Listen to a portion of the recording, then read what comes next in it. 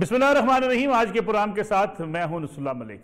नाज़रीन, ठीक 15 दिन के बाद गिलगित बल्तिस्तान के अंदर इलेक्शन होंगे और आज वज़ीर आज़म खुद चले गए गिलगित बल्तिस्तान और वहां जाकर ऐलान किया कि गिलगित बल्तिस्तान को अबूरी आइनी सूबा करार दिया जा रहा है। हमेशा से इमरान खान साहब इस बात की मुखालफत करते आए हैं कि ना डेवलपमेंट फंड होने चाहिए जब इलेक्शन अनाउंस हो जाए, ना किसी वजीर को ना किसी वज़ीर आज़म को इस बात का इख्तियार है कि वो इंतखाबात के दौरान कैंपेन चलाने के लिए या उस इलाके में कोई ऐलान करने के लिए चला जाए। माजी में जब भी मियाँ नवाज शरीफ की हुकूमत थी या जरदारी साहब हुक्मरान थे, उस वक्त इमरान खान साहब की एक ही तनकीद हुआ करती थी कि कहीं भी ज़िमनी इंतखाब होता है वफाकी वज़ीर वहाँ चले जाते हैं, और कहीं ज़िमनी इंतखाब होता है तो वहाँ पर फंड्स लगाए जाते हैं और वहाँ पर ऐलानात करके लोगों को अपनी तरफ मुतवज्जो करने की कोशिश की जाती है। लेकिन एक एक करके इमरान खान साहब ये सारे ख्वाब तोड़ते चले जा रहे हैं। जो कुछ वो माजी में कहा करते थे, आज वो हर रोज़ वही काम करते हैं जिसकी वो मुखालफत करते रहे हैं। इस पर बड़ी तनकीद भी हो रही है कि क्या वज़ीर आज़म को वहाँ जाके ये ऐलान करना चाहिए, वहाँ जाके इन दिनों में जब इंतखाबी मुहिम ज़ोरों पर है वहाँ जाना चाहिए या नहीं। फवाद चौधरी साहब ने आज कहा कि वज़ीर आज़म चेयरमैन पार्टी भी हैं, उनको जाने का इख्तियार होना चाहिए, क्योंकि पार्टी के चेयरमैन अगर इंतखाबी मुहिम नहीं चलाएंगे तो कौन चलाएगा। यही सवाल जब माजी में होता था, इमरान खान साहब जब एतराज़ करते थे उस वक्त भी पार्टी के सदूर अगर हुकूमती ओहदे पर फायज होते थे तो उन पर तनकीद की जाती थी। उसके साथ साथ एक बड़ा इशू जो बना हुआ है यार सादक साहब के बयान के बाद, मुस्लिम लीग नवाज़ के अंदर दराड़, और दराड़ किस हद तक है, कितने लोग जा सकते हैं, क्या मुस्लिम लीग नवाज़ वाकई उसी 99 की सतह पर जाने के लिए तैयार हो रही है कि जब मियाँ नवाज शरीफ मुल्क से बाहर गए थे तो पार्टी तकसीम हो गई थी, इतनी तकसीम हुई थी कि कौमी असम्बली में उनको 2 दर्जन भी अपने उम्मीदवार जीतने उनके लिए मुमकिन ना हो सके थे। इस बार क्या हालात मुख्तलिफ हैं या मुस्लिम लीग नवाज़ के लिए अब ये बयानिया जो मियाँ नवाज शरीफ जिसको लेकर चल रहे हैं उसको संभालना, उसको बर्दाश्त करना काफ़ी मुश्किल हो जाएगा। कुछ आवाज़ें उठती हुई दिखाई देती हैं, लेकिन ये आवाज़ें कितनी तवाना हो सकती हैं, कितनी मजबूत हो सकती हैं, और इन लोगों की अपने अपने हलकों के अंदर क्या हैसियत हो सकती है कि क्या वाकई अब्दुल कादिर बलोच अगर पार्टी से निकलेंगे तो पार्टी को नुकसान होगा, अगर कोई और ऐसा शख्स पार्टी से निकलता है तो उसका पार्टी को क्या नुकसान हो सकता है। पीपल्स पार्टी और मुस्लिम लीग नवाज़ इस बयानी के साथ कैसे चलती रहेंगी, ये भी आज के प्रोग्राम का मौजू होगा। मेरे साथ तशरीफ़ रखते हैं ब्रिगेडियर फारूक हमीद साहब, दिफाई तज़कियाकार, बड़ी साहब का बहुत शुक्रिया। उनके साथ तशरीफ़ रखते हैं मुल्क के सीनियर सहाफ़ी तज़कियाकार मज़हर अब्बास साहब। मज़हर साहब आपको भी बहुत शुक्रिया। और मुल्क के सीनियर सहाफ़ी हमारे उस्ताद नज़ीर लगारी साहब भी हमारे साथ मौजूद हैं कराची से। लगारी साहब आपका भी बहुत शुक्रिया प्रोग्राम में वक्त देने का। लगारी साहब, अगर प्रोग्राम का आगाज़ आपसे किया जाए, वज़ीर आज़म इमरान खान हमेशा माजी में ये तनकीद किया करते थे कि हुकूमती ओहदे पर फायज शख्स को जाके कोई इलेक्शन मुहिम नहीं चलानी चाहिए, लेकिन आज वज़ीर आज़म खुद गिलगित बल्तिस्तान को अबूरी आइनी सूबा करार दे रहे हैं, वहाँ के लोगों की हमदर्दियाँ हासिल कर रहे हैं, जबकि 15 दिन बाद वहाँ पर इंतखाबात होने हैं और लोगों ने अपना वोट इस्तेमाल करना है। इन हालात में आप समझते हैं कि वज़ीर आज़म ने जो इलेक्शन कमीशन के क़वायद और ज़वाबित हैं उनकी खिलाफ वर्जी की है? तो बिल्कुल जाहिर है, इसमें तो कोई दो राय नहीं है कि वज़ीर आज़म ने जो जिन चीज़ों पर वो पहले एतराज़ किया करते थे और वही चीज़ें अब वो खुद कर रहे हैं, और न सिर्फ खुद कर रहे हैं बल्कि दीदा दिलेरी से और इंतहाई किस्म की एक सख्त लफ्ज़ होगा हर धर्मी से उसको इस्तेमाल कर रहे हैं, और उसमें अपने आप को किसी किस्म की भी अखलाकी और कानूनी एतबार से जो मयारात हैं उनको खातिर में नहीं लाते हैं। वहाँ जाना आपका एक तो क्या ज़रूरत थी, और दूसरी बात यह कि जब इंतखाबी मुहिम चलाई जा रही है, जब सियासी पार्टियां वहाँ इंतखाबी मुहिम चला रही हैं, तो आपकी कोई पार्टी का लीडर चला जाता या आपका कोई ऐसा जो वजीर और मुशीर ना होता। एक तो कई दिनों से वहाँ पर अमीनुल्लाह गंडापुर साहब हैं, वहाँ पर वो गंडासा लेकर पूरी इंतखाबी मुहिम चला रहे हैं। वो अलल ऐलान कहते हैं, बोलियां लगाते हैं कि जितने 1000 वोट पड़ेंगे उतने 1000 करोड़ का हम ये काम कराएंगे और उसकी कीमत देंगे। ये वोटों की कीमत लगाई जा रही है, बोलियां लगाई जा रहे हैं, और ऊपर जाकर वजीर आजम ने चूंकि एक पॉपुलर नारा लगा, चूंकि बिलावल अपनी हर तकरीर में ये कह रहे हैं कि हम इसको आईनी सूबा बनाएंगे, तो उन्होंने कहा यार जाते ही अबूरी आईनी सूबा बना दो। अच्छा, क्या लोगों को ये मालूम नहीं है? क्या बिल्कुल ही लोग अकल से? आपको मैं एक बात और अर्ज कर दूं कि गिलगित बल्तिस्तान का लिटरेसी रेट पाकिस्तान में दीगर तमाम सूबों से ज्यादा है। वहाँ के लोग ज्यादा पढ़े लिखे हैं, वहाँ लिटरेसी रेट पाकिस्तान से कहीं ज्यादा है। मेरा अपना ख्याल ये है कि तकरीबन 80% से ऊपर है। यहाँ हमारे यहाँ तो अभी तक 45, 40, 50 के ऊपर करीब घूम रहा है हमारा DTC ले। वो लोग समझते हैं, उनको पता है कि आइन में ये नहीं है जिस तरह से ये कह रहे हैं। आइन एक आइनी ज़रूरत है सूबा बनाने के लिए, तो उसके लिए आइन के तकाजे पूरे करने होंगे। आइन में अमेंडमेंट कर लानी पड़ेगी। आइन में लिखे हुए 4 सूबे, अगर उनको 5वां सूबा बनाना है तो उस 5वें सूबे के लिए आइन में तरमीम लानी पड़ेगी, फिर उसका जोग्राफिया शामिल करना पड़ेगा, फिर ये बताना पड़ेगा कि इस इलाके पर, यानी ऐसे हवा में जाकर छोड़ दिया इस तरह का तो एग्जीक्यूटिव ऑर्डर भी वज़ीर आज़म जारी नहीं कर सकते जिस तरह से जाकर उन्होंने ऐलान किया है। और इस तरह की कोई हैसियत नहीं हो रही है। ये गैर कानूनी ऐलान है, गैर आइनी है और गैर ज़वाबित की खिलाफ वर्जी है। और मेरे ख्याल में कि इंतखाबी माहौल में ये गैर अखलाकी भी है। क्यों जी मज़हर अब्बास साहब, वज़ीर आज़म साहब तो इस बात के बड़े सख्त मुखालफ थे। आज क्या इस वज़ीर आज़म के दौरे पे इलेक्शन कमीशन कोई एक्शन लेगा, या वज़ीर आज़म के दौरे को एक कौमी दिन के हवाले से समझा जाएगा कि ठीक है वज़ीर आज़म है, एक कौमी दिन के हवाले से वहाँ जा सकते हैं, बात कर सकते हैं, लेकिन ऐलान करना आज ही गिलगित बल्तिस्तान को एक आइनी अबूरी सूबा बनाने का, क्या आप समझते हैं कि वाकई ये खिलाफ वर्जी है?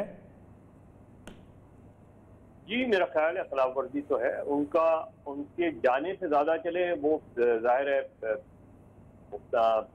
आज़ादी मार्च के हवाले से या उसके हवाले से तकरीब थी, वो समझ में आती है। लेकिन अगर उसमें ये ऐलान नहीं करते वो ज़्यादा मुनासिब होता। उससे इलेक्शन से कोई 1-2 हफ्ते पहले, 3 हफ्ते पहले ऐलान कर देते। अगर आपके जहन में ये है कि जी गिलगित बल्तिस्तान को अलग सूबा बनाना है और आपको ये भी पता है कि इस वक्त इलेक्शन होने हैं, तो आज से 2 महीने पहले वो गिलगित बल्तिस्तान में जाकर ये ऐलान कर देते और उसके लिए कुछ तैयारी भी कर लेते, तो ज़्यादा इफेक्टिव होता ये बात। आज जाके बात करना, इसका इलेक्शन कमीशन जिस तरह अभी नज़ीर लगारी साहब कह रहे थे कि वजीर जाके इस तरह ऐलान कर रहे हैं, उसका अगर नोटिस नहीं लिया गया तो फिर जाहिर है उसके सब यही समझेंगे कि जिस तरीके से माजी में चीज़ें होती रही हैं, हुकूमतें इस तरीके से वायलेशन करती रही हैं, उनको इग्नोर करते रहे हैं। हम देख लें ना फॉरेन फंडिंग केस, उसका 5-6 साल हो गए, आज तक उसका फैसला ऐसा लग रहा है कि इससे बड़ा कोई मुकदमा ही नहीं है जिसका फैसला इलेक्शन कमीशन नहीं कर पा रही। कभी इधर से लाती है, कभी उधर से लाती है। तो इसमें भी मुझे लगता नहीं है कि कोई चीज़ बहुत ज़्यादा आगे बढ़ेगी। इस तरह इलेक्शन हो जाएंगे। नॉर्मली आज़ाद कश्मीर के इलेक्शन हों या गिलगित बल्तिस्तान से के इलेक्शन हों, उसमें रवायती तौर पे फ़ायदा तो हुक्मरान जमात को ही होता है। इस इलेक्शन में भी जो अब तक इत्तलात हैं वो यही है कि इलेक्टेबल्स जो हैं मुस्लिम लीग नून के और कुछ पीपल्स पार्टी के वो तहरीक इंसाफ में चले गए हैं, खासतौर पर नून लीग के, तो एक मजमूई तौर पे। लेकिन क्योंकि बिलावल भुट्टो ने पीपल्स पार्टी के हवाले से बड़ी एग्रेसिव कैंपेन की है, बहुत ही जोरदार कैंपेन की है, इसलिए कुछ लोगों का ख्याल है कि पीपल्स पार्टी जो है वो बहुत टफ टाइम देगी PTI और एन मुमकिन है इसकी खासी नशस्तें भी हासिल करे। लेकिन ये जो चीज़ है इसका बड़ी संजीदगी से नोटिस लेना चाहिए। देखिए सूबा अगर आप आज से 6 महीने पहले कोई कॉन्स्टिट्यूशनल अमेंडमेंट संजीदगी से कर लाते तो उसमें पीपल्स पार्टी जो भी पार्टी उसको अपोज करती वो एक्सपोज हो जाती। लेकिन मेरा ख्याल है जिस तरह नज़ीर कह रहे थे कि ये एक पॉलिटिकल रिटोरिक ज़्यादा लगता है, एक पॉलिटिकल स्लोगन ज़्यादा लगता है, लेकिन इसमें संजीदगी अगर होती तो ये चीज़ें बहुत पहले हो चुकी होती। ठीक है बल्कि फ़ारूक अमीर साहब, ये वज़ीर-ए-आज़म साहब अपने ही बातों की नफ़ी कर रहे हैं। यानी पहले इतने इल्ज़ाम लगाते थे कि जब इलेक्शन अनाउंस हो जाए, इंतखाबी मुहिम चल पड़े, उसके बाद हुकूमती अहदेदार का काम नहीं है कि वो इलेक्शन मुहिम पर असरअंदाज हो। आज वज़ीर-ए-आज़म साहब वही काम कर रहे हैं। बिस्मिल्लाह, बहुत शुक्रिया नुसरत मलिक साहब। देखिए अगर वाकई उन्होंने सही माने में as per the book law को वायलेट किया है तो फिर बिल्कुल इलेक्शन कमीशन जो है वो उनको उसका नोटिस लेना चाहिए। लेकिन जिस तरह हमारे अपने एक भाई साहब ने कहा कि PTI का तो अपना इलेक्शन कमीशन का वो जो PTI फंडिंग वाला केस है वो आप देखिए कितने सालों से चल रहा है, तो मेरा नहीं ख्याल है, and I agree with the other guest कि इलेक्शन कमीशन इस बारे में कोई आगे बड़ी कार्रवाई करेगी। लेकिन ये बात भी सही है कि आज वहाँ पे आज़ादी परेड थी, वो एक ख़ास दिन था जिसकी मुनासिबत से प्राइम मिनिस्टर ऑफ पाकिस्तान वहाँ पे गए, और क्योंकि आगे गिलगित बल्तिस्तान का जो स्टेटस है वो अब चेंज होने वाला है, तो लिहाजा उन्होंने प्रोविजनल का वर्ड इस्तेमाल किया कि प्रोविजनल स्टेटस जो है हम गिलगित बल्तिस्तान को देने जा रहे हैं। तो देखें जब इलेक्शन होते हैं और अभी उसमें भी आप जैसे आपने कहा कि 15 दिन हैं, तो अगर प्राइम मिनिस्टर वहाँ पे गिलगित बल्तिस्तान की जो लोग हैं, एलिट हैं, उनको एड्रेस कर रहे हैं उस फंक्शन में, अगर वो ये ऐलान कर देते हैं वहाँ पे कि जनाब हम आपको प्रोविंशियल का स्टेटस देने जा रहे हैं, और उसके बाद में जाहिर बात है फिर एक वक्त पे आइन में तरमीम भी होगी, क्योंकि सही आइनी तरीका तो वही है। तो मेरा ख्याल है इसमें कोई इतना ज़्यादा नहीं है। आफ्टर ऑल जो भी उन्होंने ऐलान किया है वो गिलगित बल्तिस्तान के लिए, कि अवाम की बेहतरी के लिए किया है। उन्होंने कोई ये अनाउंस नहीं किया कि जी मैं आपकी इतनी डेवलपमेंट स्कीम्स अनाउंस कर रहा हूँ, इतने अरब रुपए जो देंगे। वो तो अगर आप मुझे थोड़ी सी इजाज़त दें, हाफिज़ हफीज़ुर रहमान साहब साबिक वहाँ के CM भी हमारे साथ मौजूद हैं, उनसे भी बात कर लें। हाफ़िज़ साहब बहुत शुक्रिया पुराना वक्त देने का। आप सब ये बताइएगा कि इस वक्त मुस्लिम लीग नवाज भी सूबे की बात कर रही है, अबूरी आइनी सूबे की। आज वज़ीर-ए-आज़म ने ऐलान भी कर दिया कि अबूरी आइनी सूबा होगा, लेकिन आप क्या समझते हैं कि वज़ीर-ए-आज़म जब वहाँ पे गए हैं एक कौमी दिन की मुनासबत से, कुछ लोग आपकी पार्टी में से ये इतराज़ कर रहे हैं कि उन्हें आके आज के दिन ऐलान नहीं करना चाहिए था, यह इलेक्शन रूल्स की खिलाफ वर्जी है। आप भी समझते हैं ऐसा है? जी बिल्कुल। देखें मलिक साहब कि गिलगित बल्तिस्तान इलेक्शन एक्ट 2017 जो फेडरल गवर्नमेंट का बनाया हुआ है, और इसी गवर्नमेंट ने इसको यहाँ एक्सटेंड किया है। यहाँ पे आल पार्टीज कॉन्फ्रेंस हुई और उस आल पार्टीज कॉन्फ्रेंस में ये इत्तेफाक हुआ कि वफाकी वज़रा, वज़ीर आज़म, प्रेसिडेंट या जो भी सरकारी ऑफिस रखता है वो इलेक्शन के दौरान नहीं आएगा, शेड्यूल।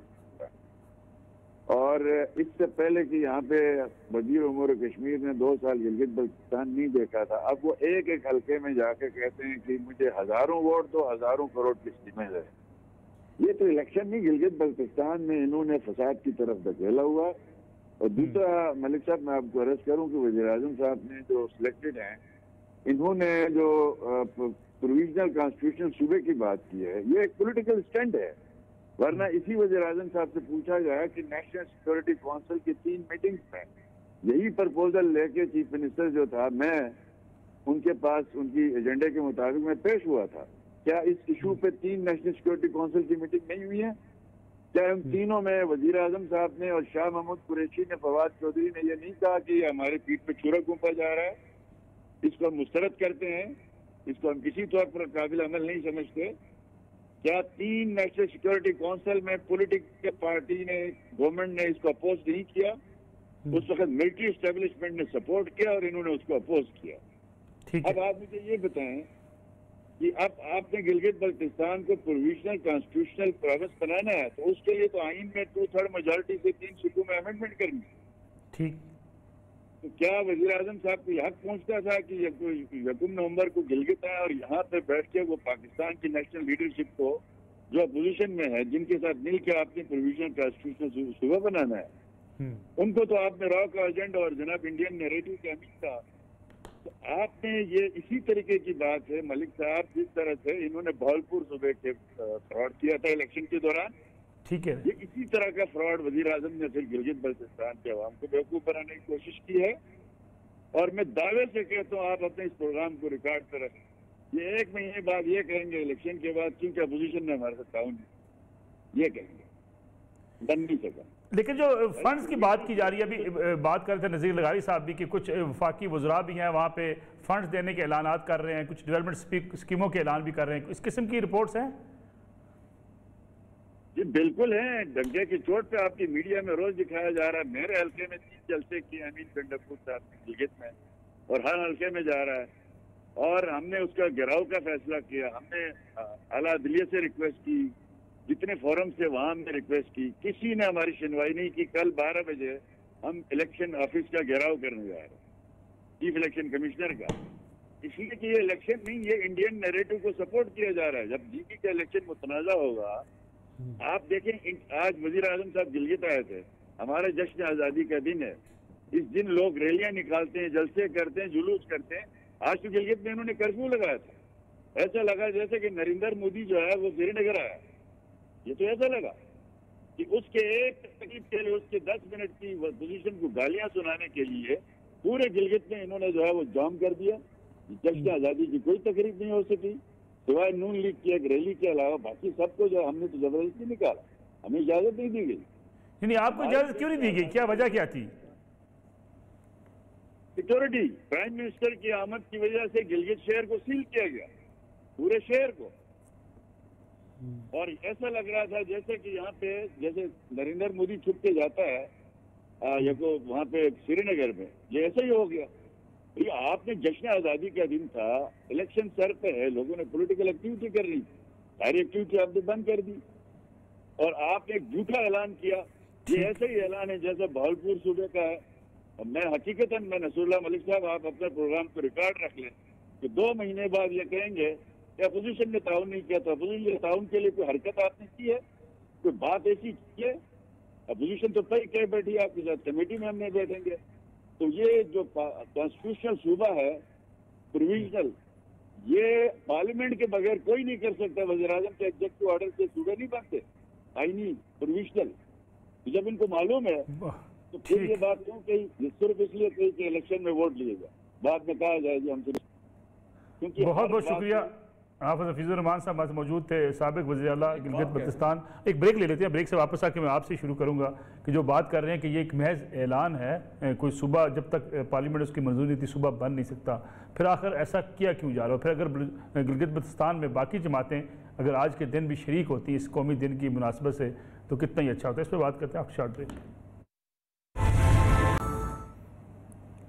प्रोग्राम एक बार फिर खुश आमदीद। फरूक उम्मीद साहब आप क्विकली रिस्पांस करें ताकि फिर मुझे आगे जाना है। ये देखिए पहली बात तो ये जो हाफिज हफीजुर रहमान साहब ने बात की कि आज का दिन अगर कौमी दिन है तो बाकी जमातें भी अगर अपनी रैली निकाल लेती, फर्क क्या पड़ता है? नहीं, वो देखिए वो बात सही है जो हाफिज साहब फरमा रहे हैं, वो ठीक है कि बाकी पॉलिटिकल पार्टीज अब पाकिस्तान में बल्कि सबको बुला रहे थे। अनफॉर्चुनेटली आपकी बात असूलन तो उनको भी ज्वाइन करना चाहिए था, उनको भी वहाँ पे मौजूद होना चाहिए था जब प्राइम मिनिस्टर ये ऐलान कर रहे हैं। वो मैं मानता हूँ कि अगर उनके पोलिटिकल प्रोसेस आज डिस्टर्ब हुआ है, लेकिन इलेक्शन में अभी भी 15 दिन है। मैं सिर्फ ये कहना चाह रहा हूँ आज का एक अहम मौका, अगर prime minister of Pakistan who the chief executive of the country, अगर वो अपनी पॉलिटिकल इंटेंशन का वहाँ पे ऐलान करते हैं, रियासत की इंटेंशन का ऐलान करते हैं कि जनाब आपका सूबे का, आपके लोगों का, आपके अवाम का फ्यूचर पॉलिटिकल स्टेटस ये होगा, चाहे बेशक प्रोविजनल का लफ्ज़ है। अभी मैं मानता हूँ आईनी प्रोसेस नहीं हुआ, लेकिन what is the harm in telling them आज के मौके? आईनी प्रोसेस से पहले वज़ीर आज़म को वहाँ खड़े होकर अपोजिशन जिसके साथ मिल के ये तरमीम होनी है उसको ललकारना चाहिए। देखिए वो एक अलग बात है, सियासत अपनी जगह है, लेकिन इस ऐलान में हर्ज कोई नहीं है क्योंकि वहाँ के अवाम ये ऐलान सुनना चाहते हैं कि हाँ भी आप मुस्तकबिल में हमारा जनूबी पंजाब को भी ऐलान तो कर दिया। अब मैं देखिए जनूबी पंजाब को भी इलेक्शन से पहले उन्होंने ऐलान किया था, इनका इलेक्शन स्लोगन था। मैं मानता हूँ अभी तक 2.5 साल हो गए, वो आईनी प्रोसेस मुकम्मल नहीं हुआ, लेकिन कम अज कम एडमिनिस्ट्रेटिव प्रोसेस जो है वो शुरू हो गया है। You have a secretariat on ground, you have an IG on ground, an additional secretary on ground, chief secretary on ground. कहने का मतलब अब आईनी प्रोसेस जारी बात है हर हालत में इन पे लाजमी ना उनके पास फाइनेंशियल अटॉनमी होगी, ना डेवलपमेंट हो सकेगी, ना उनके पास कुछ सूबे का कोई इख्तियार होगा। देखिए फायदा क्या? ये तो लॉलीपॉप है ना साहब। ओवरनाइट ये चीजें नहीं होती जिसके जो हमेशा के लिए हैं, अगर उनमें थोड़ा टाइम लगता है, पॉलिटिकल प्रोसेस है, आपका आईनी प्रोसेस है, देयर इज नो हार्म। लेकिन साउथ पंजाब में कम से कम वो भावलपुर का मामला बीच में आ गया, नजर तो आ रहा है कि ऑन ग्राउंड जो है। चले मैं वापस आता हूँ नज़ीर लगारी साहब, ये जो जिन तरमीम करनी है अपोजिशन ने मिलकर साथ तरमीम अगर करनी है, पार्लियामेंट से तरमीम के बगैर सूबा तो बन नहीं सकेगा। वज़ीर आज़म उसी अपोजिशन को गिलगित बल्तिस्तान के अंदर भी ललकार रहे थे, माफ़ नहीं किया उन्होंने, सारा फोकस रखा अपोजिशन के ऊपर ही। तो ये जो हाफिज हफीजुर रहमान साहब बात कर रहे थे कि ये बिल्कुल उसी तरह होगा जैसे जनूबी पंजाब का ऐलान हुआ, आज का ऐलान भी 1 महीने बाद इस बात पर जाकर खत्म होगा कि अपोजिशन ने तावन नहीं किया। एक तो वज़ीर आज़म के मनसब का एक डिकोरम होता है, वज़ीर आज़म की शख्सियत का एक अपना एक अंदाज होता है। वज़ीर आज़म इस तरह बैठकर तकरीर नहीं करते जिस तरह से वो ललकार रहे थे, जिस तरह जाकर वो मैदान में खड़े होकर पहलवान आवाज़ें लगाता है, इस तरह की आवाज़ कभी भी वज़ीर आज़म के मनसब की शख्सियत को नहीं लगाना चाहिए, ना इस तरह होता है। नंबर 1।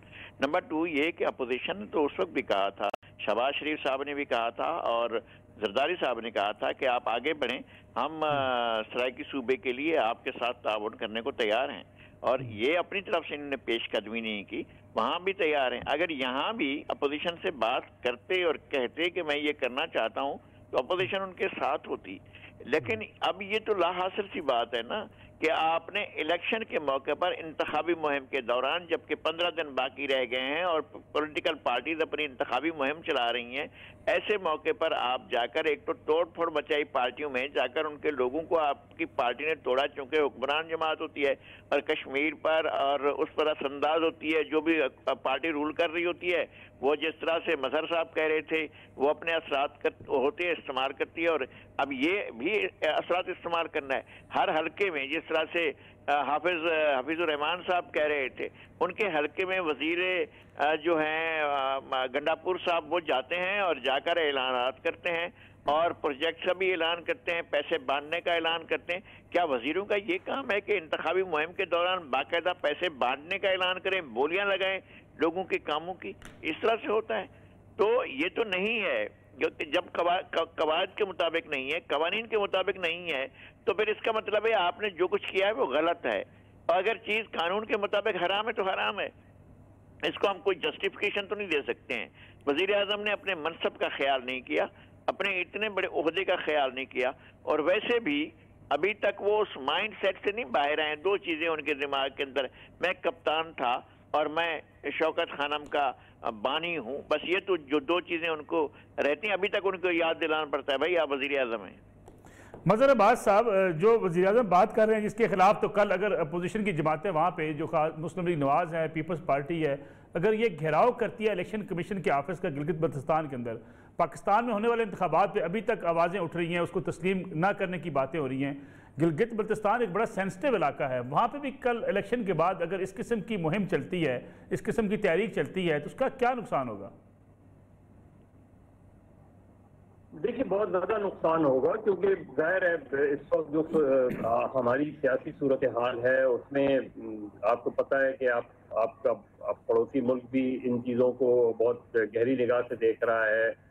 आपके यहाँ सूरत हाल इतनी ज़्यादा ऑलरेडी टेंस है, पॉलिटिकल पोलराइजेशन बहुत ज़्यादा हमारे यहाँ बढ़ती जा रही है। जाहिर है ऑपोजिशन भी एक बिल्कुल एक्सट्रीम पोजीशन लिए हुए है, बहुत एग्रेसिव है, और वजीर आजम खुद बहुत एग्रेशन उनके अंदर है। वो जिस तरीके से गुफ्तगू कर रहे हैं, उन्होंने आज भी जो तकरीर की उसमें भी उनका लहजा, लबो लहजा वही था। तो ये मेरा ख्याल है हमारी ओवरऑल पॉलिटिक्स के लिए बहुत ज़्यादा नुकसान है, और इसका फ़ायदा किसी को नहीं होगा। ये जो सूरत हाल हम डेवलप कर रहे हैं, एक पॉलिटिकल टेंशन डेवलप कर रहे हैं, एक दूसरे पर गद्दारी के इल्ज़ामात, गद्दारी के मुकदमात, पोस्टर्स, बैनर्स लगाना, एक दूसरे को किसी को मोदी का यार कहना, किसी को अभिनंदन की का चेहरा लगा देना, इस तरह की जो चीज़ें हो रही हैं, मेरा ख्याल है कि इस जब तक कोई ठहराव नहीं आएगा, जब तक कोई गुफ्तगू नहीं होगी, उस वक्त तक सूरत हाल बेहतर नहीं होगी। और गिलगित बल्तिस्तान के इलेक्शन अगर वजीर आजम ना जाते तो ज़्यादा बेहतर होता, लेकिन अगर वो गए भी थे तो उसमें वो महदूद रखते हैं अपना गिलगित बल्तिस्तान की डेवलपमेंट जो ओवरऑल हुई है, जो भी सूरत हाल है, गिलगित बल्तिस्तान के लोगों ने जिस तरह आज़ादी हासिल की, वो सारी चीज़ें अपनी जगह रखते। लेकिन ये जो चीज़ें हैं, और फिर उनके वजीर जाके डेवलपमेंट फंड का ऐलान कर रहे हैं, ये मेरा ख्याल है इसका ओवरऑल अब कल अगर इलेक्शन कमीशन के सामने मुज़ाहरा जो जमातें हैं, मुख्तलिफ जमातें वो करती हैं, और इलेक्शन कमीशन की तरफ से कोई नोटिस नहीं होता, तो मेरा ख्याल है इस इलेक्शन के ऊपर भी फिर सवालिया निशान उसी तरह आ जाएगा जिस तरह माजी में हमारे यहाँ जनरल इलेक्शन 2013 या 2018 में ये सवालात उठाए गए। तो अगर गिलगित बल्तिस्तान के इलेक्शन पर भी ये सवालात उठ गए तो मेरा ख्याल है हमें खासा नुकसान हो गए। मतलब साहब, पार्लियामेंट जिस कदर तकसीम है, इन हालात में आप समझते हैं वज़ीर आज़म आईनी सूबे का अगर ऐलान कर भी दें अबूरी तौर पर, तो पार्लियामेंट से वो ये तरमीम करवाने में कामयाब हो सकेंगे? अपोजिशन के तावन के बगैर ये मुमकिन कैसे है?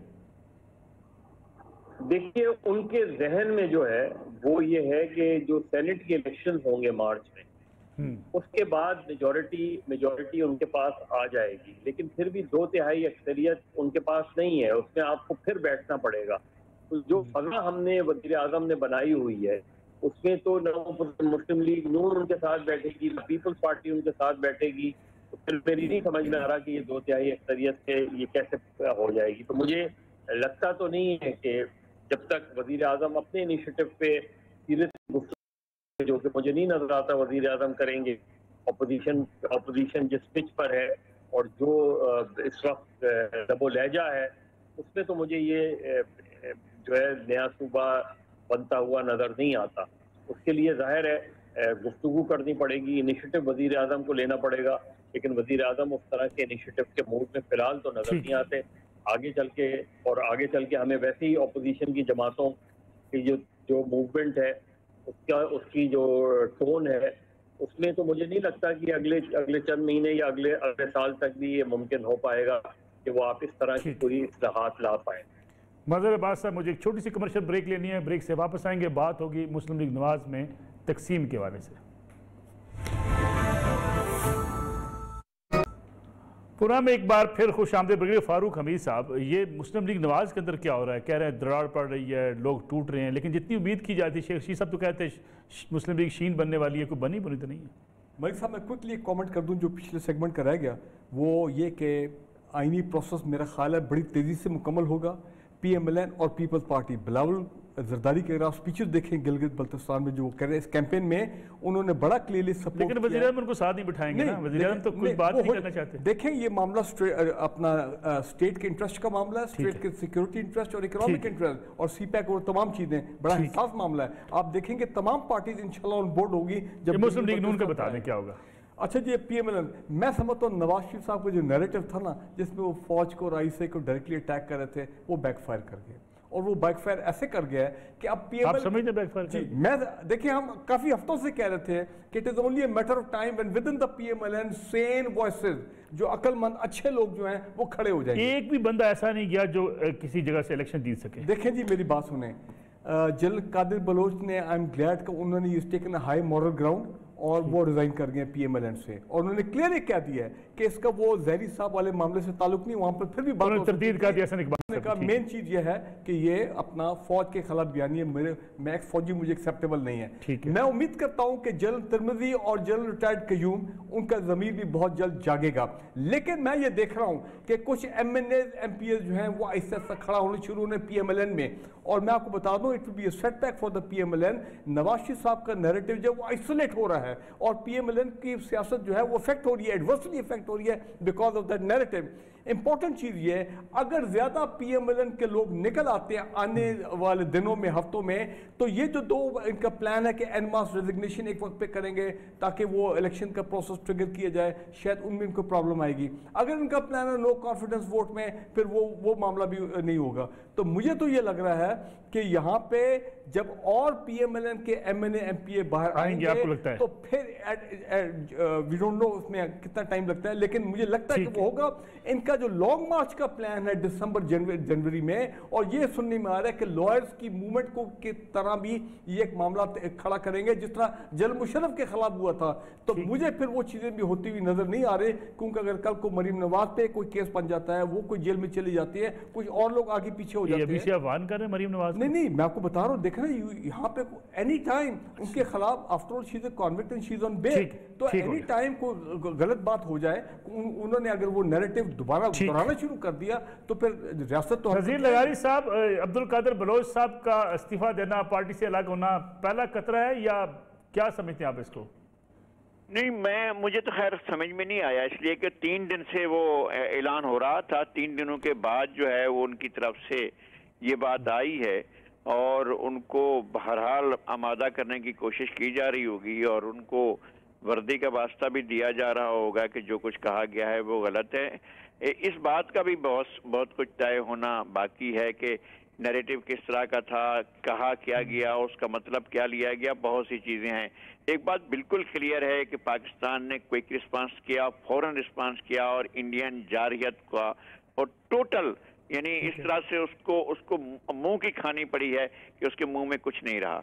अब इसके बाद अगर कोई भी बात करता है तो उसका कोई वजन नहीं है, उसके अंदर कोई वो नहीं है, क्योंकि ये दिन के रोशनी में हुआ। इंडिया ने तो कहा कि हमने रात में हमला किया था और वो हमारे कोई दरख्त या कुछ पौधे या कुछ घास फूस जो है और एक कौवा उसमें जान से गया था, लेकिन जो पाकिस्तान ने किया उसने दुनिया ने देखा। एक आदमी देख रहा था कि किस तरह से जहाज गिरा, किस तरह से अभिनंदन गिरा, किस तरह से अभिनंदन को घसीट कर लाया गया, किस तरह अभिनंदन की जान बचाई गई और फिर किस तरह उसको वापस गया। लेकिन बहरहाल ये अगर कोई सवाल करता है कि जनाब अगले दिन क्यों भेजा गया, तो ये फौज भेजने का फैसला फौज का नहीं होता है, भेजने का फैसला हुकूमत का होता है। हुकूमत जो है वो चीफ एग्जीक्यूटिव जनाब इमरान खान है और वजीर खारजा जनाब शाह महमूद कुरैशी है। अगर उनसे कोई सवाल होता है तो इसका मतलब ये नहीं है कि फौज से सवाल किया जा रहा है, ये फौज को इन क्वेश्चन लाया जा रहा है। ये बिल्कुल दूसरी बात थी। अब ये कि इन चीजों की वजह से जो है वो तारीख रुक जाएगी, मुझे नहीं लग रहा है, इसलिए कि पाकिस्तान के लोग बेजार आ चुके हैं। उन्होंने तारीख में इतनी बैड गवर्नेंस नहीं देखी। मैं समझता हूँ याहिया खान के दौर से भी ये ज्यादा बदतरीन दौर साबित हुआ है अपनी पुअर गवर्नेंस, पुअर नहीं वर्स्ट गवर्नेंस की वजह से। और उसके अलावा जो महंगाई आई है, इतनी महंगाई मैं कहता हूँ उस वक्त भी नहीं है जब राशन लेकर हम लोग खरीदा करते थे। ठीक है, मज़र अब्बास साहब, मुस्लिम लीग नवाज जब बयानियाँ दे रही है तो साथ साथ एक बात ये भी कहती है कि हमने एटम बम बनाया। मियाँ नवाज शरीफ कहते हैं मैंने एटमी धमाके किए, हिंदुस्तान के जवाब में ज़्यादा धमाके किए, अपनी ताकत को और अस्करी ताकत को और मजबूत किया। लेकिन परसेप्शन ये बना है कि शायद वो उनकी जो बयानियाँ है वो हिंदुस्तान को सपोर्ट करता है। कहाँ मुस्लिम लीग नवाज ने गलती की है? देखिए, मुस्लिम लीग नवाज की बुनियादी गलती ये कि वो जो ये सब कुछ कर रहे हैं उसकी उनको शायद ज़रूरत नहीं थी। मैं एक सियासी तालिब इल्म के तौर पे मैं तो ये समझता हूँ कि तो ये बात तय होनी चाहिए कि फौज का सियासत में क्या किरदार है और रहा है और क्या होना चाहिए। और जाहिर है मैं इस चीज़ का मुखालिफ हूँ कि जो किसी भी तरीके से किसी भी लेवल पर जो माजी में चीज़ें होती रही हैं वो आइंदा भी हों, इस पर बात होनी चाहिए, बिल्कुल होनी चाहिए। लेकिन मुस्लिम लीग नून को इस वक्त ये सारी चीज़ों की ज़रूरत क्यों पड़ी थी? मुस्लिम लीग नून पिछले 2-2.5 साल में अपनी जगह खड़ी हुई थी। मुस्लिम लीग नून को कहीं भी किसी भी स्टेज पर बहुत कोशिश की गई मुस्लिम लीग नून को ब्रेक करने की, लेकिन मुस्लिम लीग नून ब्रेक नहीं हो पाई। और अब तक भी मेजॉरिटी ऑफ जो नून है वो अपनी जगह खड़ी हुई है। अच्छा, उसकी बुनियादी वजह उनका जो सियासी बयानिया रहा है वो हमेशा ये रहा है, वो local bodies grass root level की पॉलिटिक्स की उन्होंने 85 के बाद। उनके ज़्यादातर लोग वही हैं जो 85 के इलेक्शंस के नतीजे में सामने आए और उनका इसीलिए पीटीआई तमाम तर कोशिशों के बावजूद मुस्लिम लीग नून को पंजाब में नहीं हरा पाई। सिंगल लार्जेस्ट पार्टी नून लीग ही उभरी। और दूसरा ये कि उसका सारा जो इस वक्त स्टैंड करता है वो शहबाज शरीफ के दौर में जो भी डेवलपमेंट हुई, मोटरवे, मेट्रो, दीगर चीजें, इसीलिए अर्बन क्लास जो है वो मुस्लिम लीग नून को वोट देती रही है और इसी वजह से। लेकिन यानी आपको लगता है कि अब भी मुस्लिम लीग नवाज कोई बड़ी तकसीम नहीं हो सकेगी? मेरा ख्याल है, लेकिन मुस्लिम लीग नून को अपनी सियासत को रिविजिट करना पड़ेगा। ये जो चीज लेके चल रहे हैं इसमें उनको पंजाब में एक चैलेंज का सामना होगा। पंजाब में अपने सपोर्टर्स को निकालने के लिए एक चैलेंज का सामना, अगर वो निकाल पाए और पंजाब में लोग इस बयानी के साथ आके खड़े हो गए, ठीक है, फिर ये बॉल जो है ये एस्टैब्लिशमेंट और पीटीआई की कोर्ट में चली जाएगी। बहुत बहुत शुक्रिया मज़हर अब्बास साहब। प्रोग्राम का वक्त खत्म हो गया। ब्रिगेडियर साहब, फ़ारूक साहब, आपका बहुत शुक्रिया। नज़ीर लगाई साहब हमारे साथ मौजूद है। नाज़रीन, इंशाअल्लाह अगले हफ्ते आपसे फिर मुलाकात होगी। इजाज़त दीजिए, अल्लाह हाफ़िज़।